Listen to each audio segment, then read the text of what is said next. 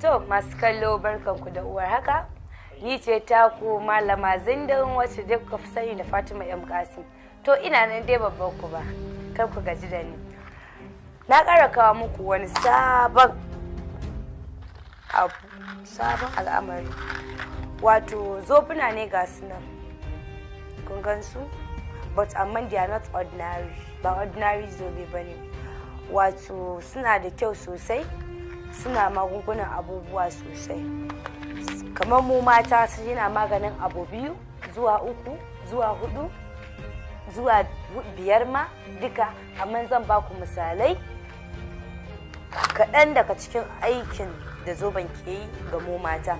Ga mu 'yan mata yana ƙara mana kwarjini, farin jini ga mu mata a wajen maza. Ga matan aure kuma yana ƙara musu, ga matan aure kuma zindam kuna tare da ni. Da matan aure kuma, ga matan aure yana ƙara musu ni'ima, daɗi kenan ko wajen mazajen su, sai kuma matsi, shi ma yana matsa mace. Zobe ce ga tunan dai, amma they are not ordinary. Kun gan shi? Kun gan shi kun dai san malama zindin ba da zinduma muku ba. Sannan kuma akwai na maza, su kun gan su nan. Na mazan ya bambanta na mata. Ku ganin matan shi kun ga colors din shi, kuma kalan shi na matan, but na mazan farare ne.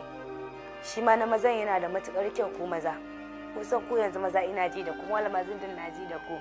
Kuna ta ba a yi da ku, ba a yi da ku. Yanzu na koma yi da ku, na bar matan, fannin ku nake.